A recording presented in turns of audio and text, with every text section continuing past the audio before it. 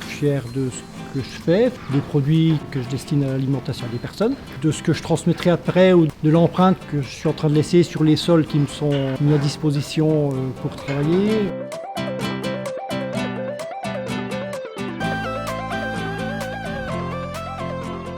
Alain Gérard, j'ai 60 ans, donc je suis agriculteur en fin de carrière, père de famille, on a 3 enfants qui sont adultes maintenant et je suis diacre permanent depuis 2014. Alors la mission particulière qui m'a été donnée, c'est d'être attentif aux questions relatives à l'environnement, en particulier en lien avec l'Horizon et avec le CMR. Donc le CMR, c'est un mouvement d'action catholique. Il y a une dizaine d'équipes peut-être dans le diocèse à peu près. L'Horizon, c'est un lieu d'église, comme il en existe une dizaine à peu près en France. C'est un lieu d'église qui se situe à Arolles. Il participe des personnes qui sont chrétiennes ou pas chrétiennes. Et il y a différents groupes qui vivent en fonction des aspirations et des bonnes volontés. Donc c'est très divers. Dans le diocèse, il y a surtout le CCFD qui est actif. Toute l'action du CCFD inclut ces questions d'environnement. Et ces questions d'interdépendance entre les différentes régions du monde ou entre les pratiques des uns et les pratiques ou les conséquences sur les autres. Au CMR, c'est aussi une préoccupation qui est assez permanente.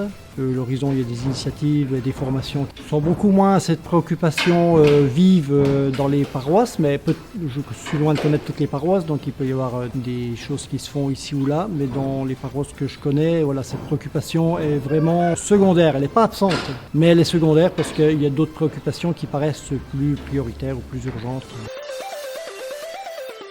Alors le rassemblement Terre d'Espérance, qui est prévu depuis assez longue date et qui devait se tenir en 2020, qui se tiendra en 2022. Ce rassemblement, ça a été voulu par les évêques de France, les 40 diocèses ruraux je crois, sur la question comment annoncer la bonne nouvelle de l'Évangile justement dans ces diocèses avec la spécificité d'être ruraux. Là, donc ça se tiendra à Châteauneuf-de-Galore dans la Drôme du 22 au 24 avril. Ce rassemblement sera alimenté essentiellement par des initiatives qui se prennent dans les différents diocèses et qui seront rassemblés et que tous les participants pourront prendre connaissance.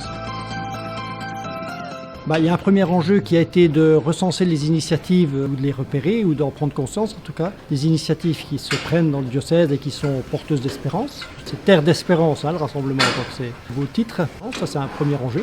Le deuxième enjeu, c'est pour les personnes qui vont y participer de découvrir ou de rencontrer d'autres acteurs, d'autres initiatives, de s'en nourrir, de collecter finalement. Et un troisième enjeu, c'est quel fruit derrière dans le diocèse, puisque l'enjeu c'est pas seulement que la petite délégation aille se nourrir et passe un week-end enrichissant, c'est qu'après ça porte des fruits, donc que ça puisse être utilisé, être déployé dans différents endroits du diocèse, là où des communautés de chrétiens se posent des questions sur l'évangélisation de leur secteur ou de leur groupe et qui ont peut-être un petit peu du mal ou qui, voilà, ces richesses qui seront reçues à Terre d'Espérance pourront nourrir aussi en ricochet ces initiatives qui se cherchent localement. C'est pas la petite dizaine de délégués qui va aller là-bas qui va aller évangéliser le département, c'est illusoire. S'il n'y a pas de relais, d'appel, de demande, ça fera flop derrière, quoi. Au-delà des 300 initiatives qui vont être présentées, il va y avoir des tables rondes sur l'annonce de l'évangile, alors vers les milieux agricoles, vers les territoires ruraux, vers les communautés chrétiennes,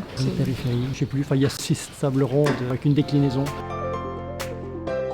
Alors les 3 initiatives du diocèse qui seront présentées là-bas sont d'une part la journée parentalité qui est organisée chaque année par le CMR. Une autre initiative, c'est la SIC, Société Coopérative, SIC L'Horizon Demain, une centrale de production d'électricité photovoltaïque, à Valleroy-le-Sec. Il y a un peu les deux aspects, il y a l'aspect énergie renouvelable et l'aspect financement participatif. Et la troisième initiative, c'est une journée sur les pauvretés en rural, qui a été mise sur pied par l'Horizon en lien avec le Secours catholique, avec différents intervenants, différents témoins. La délégation des Vosges, c'est une petite dizaine de personnes qui ont de 28 à 65 ans à peu près, essentiellement des mouvements d'action catholique, de l'Horizon, les responsables du diocèse, donc l'ICAR général, la personne chargée de com et la permanente CMR MRJC. Oh, c'est une sacrée question ça. J'ai combien de temps moi? En fait, tout est lié, c'est pas de moi, tout est lié. C'est le pape dans son encyclique, le fil rouge de son encyclique sur l'environnement qui dit « tout est lié ». Moi, je peux reprendre ça aussi dans ma vie, tout est lié, c'est-à-dire que la manière dont je pratique mon métier, mon engagement dans l'église ou dans la vie chrétienne et la participation qui en découle à ce rassemblement-là, tout est lié. Il n'y a pas d'un côté ma vie professionnelle, de l'autre côté ma vie... Voilà. Je pense que je trouverai ma place dans ce rassemblement-là et j'y trouverai beaucoup d'intérêt et que ça va faire des échos avec mes différents engagements ou pratiques.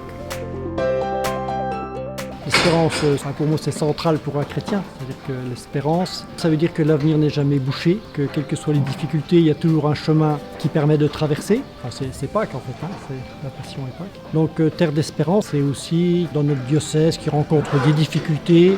C'est le propre de la vie, je pense, d'avoir des difficultés à traverser.